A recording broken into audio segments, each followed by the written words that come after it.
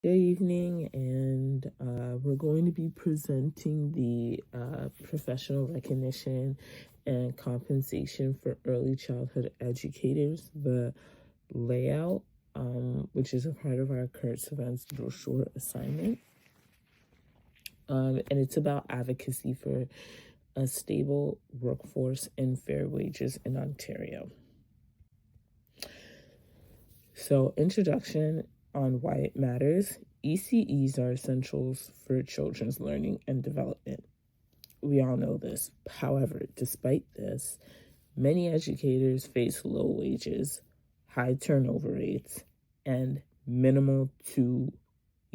minimal recognition. The current problem includes that the average wage for an ECE in Ontario is $21 to $22 an hour. The current CWELCC wage floor is also $22 an hour. Also, high turnover rates disrupt the children's learning and relationships with educators and stuff. The lack of benefits and pension also increases stress and instability. So on the chart that we presented, the current average is in red. The CWELCC floor is in orange, and the CWELCC in for 2026 is in green, and the livable wage is in blue. So what these represent is the red is how much they currently make an hour. The green is the wage floor. The orange is the wage floor. The green represents what they're planning to increase in 2026. And the blue is what is considered a livable wage in Ontario. I am going to explain how ECE salary are expected to increase under the CWERCC system. It will help us. It will help us to understand how the government plan to support educators in the next few years. So, in the first point, uh, the current salary for RECE in Ontario is $22 an hour. So it means the center cannot pay less than $22. In the second point, the government plan to increase the salary to $25 an hour by 2026. So it increase mean to help educator with increasing the living cost. And in the next point, even with the increases, the salary are still not enough for many educators. For example, in many parts of Ontario, a sustainable income is around to $25 to $27 an hour. So educators still struggle to cover basic need. And in the next point, there is also a problem called salary compression. So it means it happened because center depend on government funding, so they cannot pay experienced educator much more than the minimum salary. So it make it harder to reward people with more skill or year of experience. And at last point, other provinces are improving their salary system faster than Ontario. For example, New Brunswick expanded its salary in 2025, and PEI and Quebec already offer higher salary for ECE.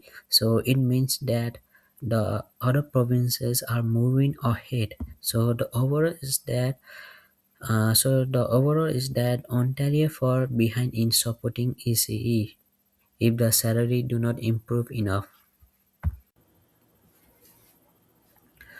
Mm, the image show early childhood educator or ECE at a strike holding a sign like pay ECE and we cannot wait.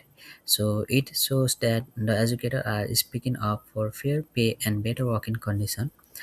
Mm, ECE do very important work supporting children early learning and development, but many are underpaid. So low salary can make it hard for educator to stay in the profession, which can affect the quality and consistency of care for children. The strike shows that the educators are not only for advocating for their own benefit, but also for the children they care for. They care for. When ECE are paid fairly, they can focus on more creating safe, engaging, and supporting environment for children. Mm, I chose this image because it connects to my assignment topic and shows the challenging educator face. It also highlight why society need to value their work, fair salary, help, and educator to stay in the field, which benefit the children and family. Overall, the image sent me a strong message like supporting educator with fair pay is important for quality ECE education. It reminds that when we value and support ECE, we are also supporting children growth, learning, and well-being. For this slide, we looked at five different news and research sources to understand what ECs are experiencing across Ontario and Canada.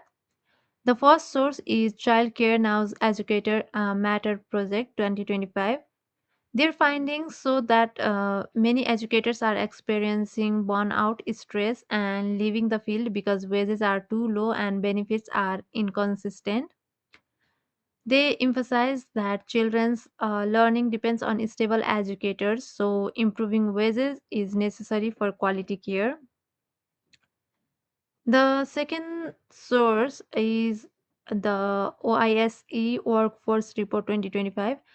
This report explains how high turnover affects children's emotional development, routine, and learning. When educators keep leaving their jobs, children lose relationship and stability.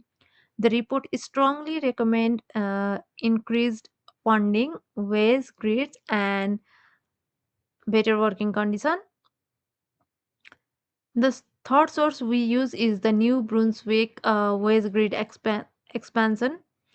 New Brunswick invested $7.24 million to increase the EC wages across the province. This shows that government funded wage grids can work and can stabilize the workforce. It's a good example for Ontario to follow. The fourth source is the article How is Civils Doing by Mitchell 2025. It explains that civils helped families by lowering childcare fees, but educator wages did not increase enough. Many ECs still on below a livable wage, which causes staffing shortages. The fifth source is the Times Colonist article 2025. Even though the rally happened in British Columbia, the issues are the same in Ontario: low wage, lack of benefits, and heavy workload. This shows the wage problem is nationwide, not just in one province. Altogether, all five sources highlights the same message. Wages are too low, turnovers is too high, and educators need stronger support from the government.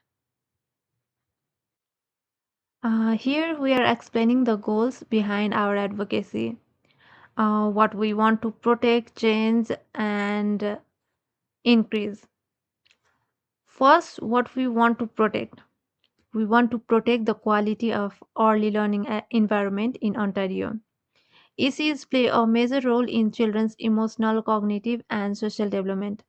We also want to protect strong relationships between educators and children because consistency and trust are essential for learning. Next, what we want to change. We want to change wage inequality between childcare centers. Right now, wages are very different depending on where educators work. We also want to change the lack of benefits, pension, and paid planning time. Many ECs don't have health coverage or time to prepare activities, which causes stress and burnout. Another change we want is to reduce turnover because many educators are leaving the field every year.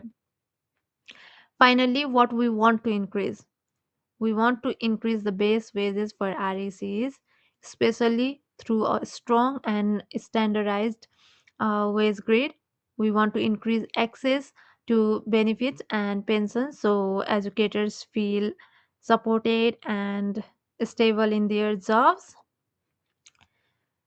We also want to increase public awareness about the value of ECs. Many people still don't know how important our role is. So, advocacy helps the community understand why fair wages matter.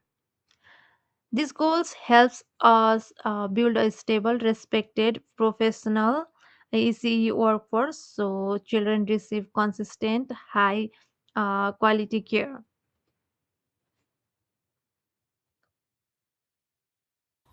Hi, this is Samira Sarfraz. So, I want to talk about our advocacy strategy. Social media campaign. Hashtag ECEs deserve better. Hashtag support ECEs. Hashtag found the workforce. Partnerships with advocacy groups.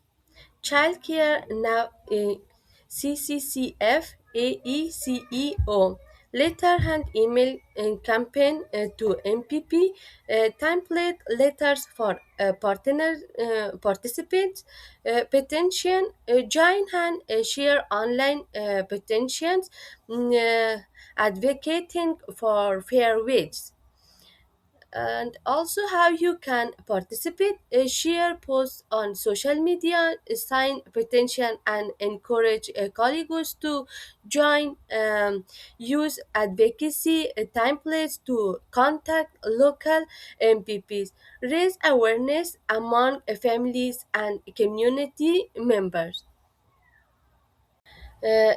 desired outcome will founded a stable professional EC's workforce wage floor of 25% per hour or higher by 2026 benefits pensions and recognition for educators consistent high quality care for children in Ontario.